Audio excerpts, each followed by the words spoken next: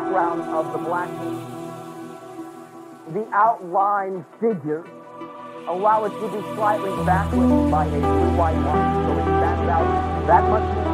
And you can see the difference between perhaps the blackness within the outline and the background by that demarcation line of blue-white light.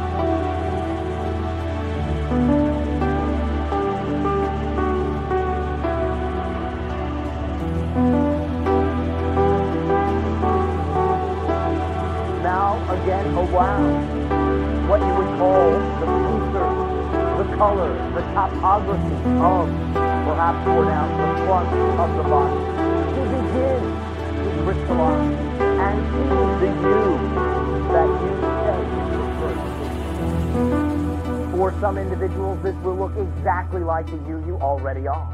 That is just fine. If it does not, that is just fine as well. But again, do not lose the identification that what you are seeing, particularly if it differs a bit from what you see in your mirror, is you.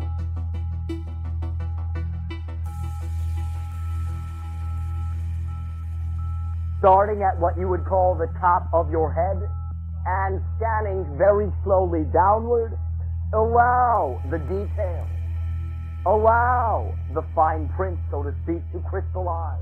And see, a bit at a time, from perhaps now the top of your head, what you would call your hair. See that hair. How does it look? How is it hanging, as you say? Being that this is a bit foreign to us.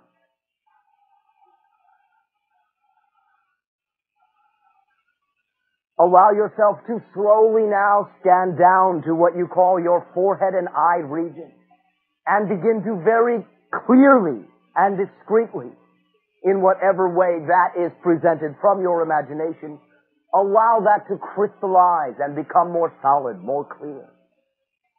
As you do so, allow this to wash downward, to complete the nose, to complete the mouth, and the outline of the chin, as you say.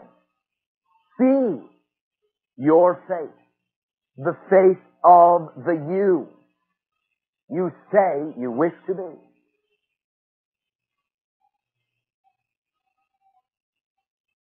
Allow now, once again, that scanning to continue downward and allow the outline of what you call your neck to take on more substance.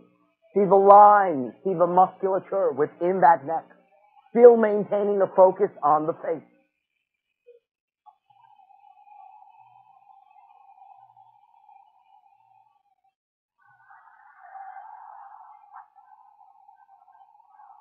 As you now have head and neck, to whatever degree you have allowed yourself to create it, now proceed downward and see the outline of your shoulders. See the outline of where your hands or arms, upper arms, join to the trunk of your body. Continue downward and allow yourself to see what you call your chest, your rib cage area, your abdominal umbilical area. Notice the nuances.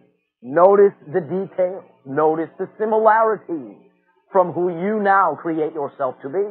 And as well, if there are any, notice the differences.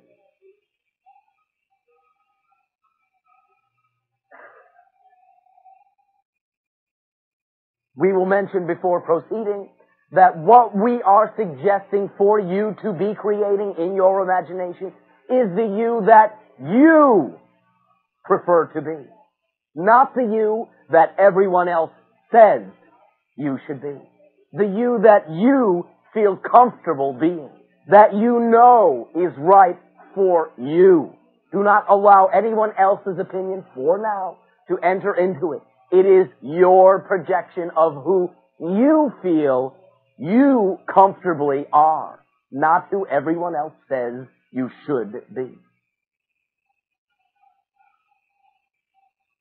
Continue down now to what you call your pelvic area and allow yourself to begin to see, taking form, taking shape, the contours of your upper legs, your knees, your lower legs, your feet.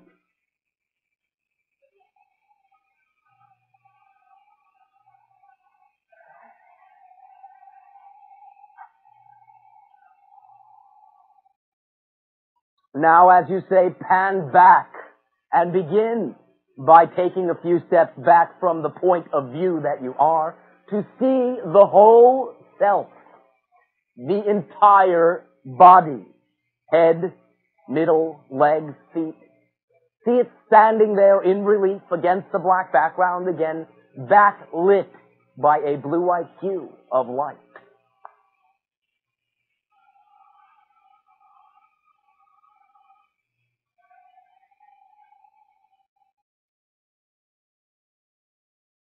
Picture, if you will, a road. It can be any road you wish. If there is a specific road, fine. If it is simply blacktop, fine. Picture now this you being placed upon this road, walking. This is now the you again. You say you prefer to be. So begin to now look at how that you is walking, how that you is standing, how that you holds up or down or whatever your head. See how your shoulders are held. See the leg is not so much an exercise as it is a certain way of using one's mind and one's consciousness. Because normally, most human beings, when they use their eyes or their ears, are concentrating and straining to see and hear. When you come to think of it, that's very odd. Because our eyes don't work. They don't have to go out and get the light comes to them. And in the same way, sound comes to our ears. And even the sense of touch comes to our fingers. It's our own sense. If I wanted to laugh, I wanted to speak properly, I don't have to press very hard. Because the sensation simply makes my heart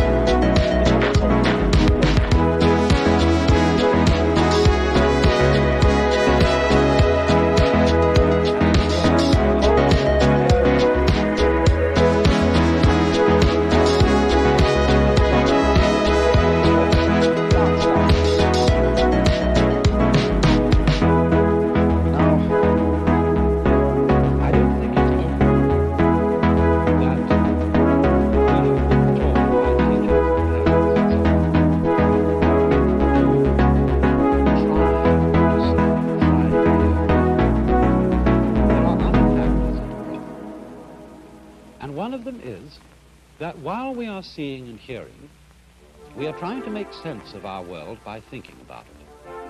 And the act of thinking also introduces an element of strain into the use of our minds. And I think the reason for this is, perhaps you will remember how I showed you on a previous program, that thought is linear. You know, it goes one word after another. It's strung out in a line. We think thought, in a line like this, one after another. Whereas when we see to what is going on entirely. We take in a volume. We take in a great volume. Nature is a volume rather than something strung out in a line. But when we think, we get one thought after another. And so the process of thought is much slower than the process of seeing and using our consciousness or our mind as a whole. And this then requires a certain effort to make thought up with what we are seeing or what we are hearing. Also, you see, thought works by abstraction. What do I mean by abstraction? Well, a lot of Chinese characters are abstract. If we take, for example, the Chinese character man.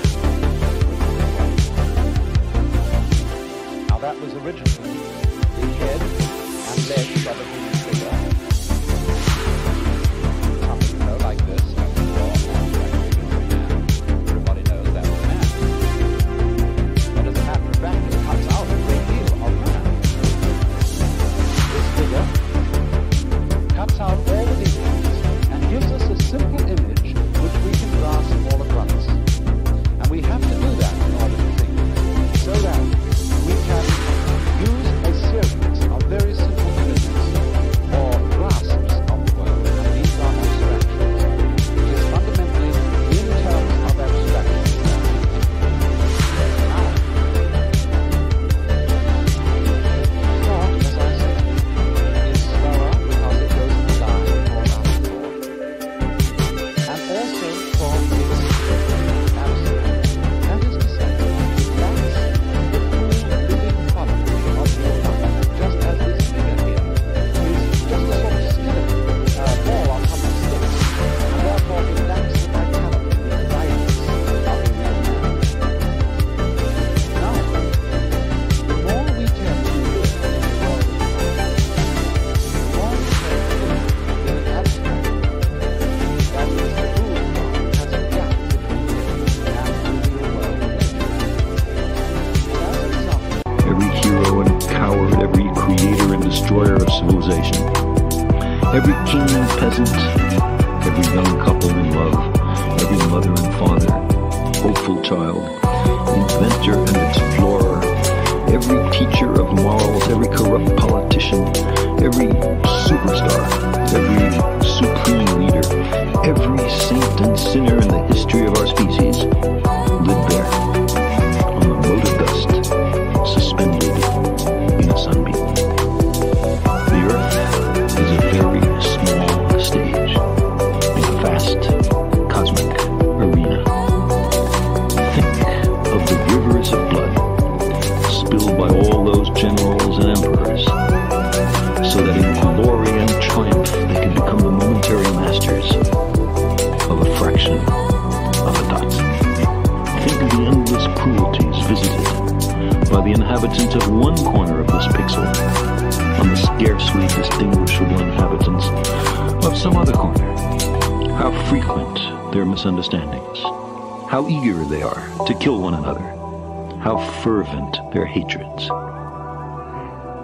Our posturings, our imagined self-importance, the delusion that we have some privileged position in the universe, are challenged by this point of pale light. Our planet is a lonely speck in the great enveloping cosmic dark. In our obscurity, in all this vastness, there is no hint that help will come from elsewhere to save us from ourselves. The Earth is the only world known so far to harbor life. There is nowhere else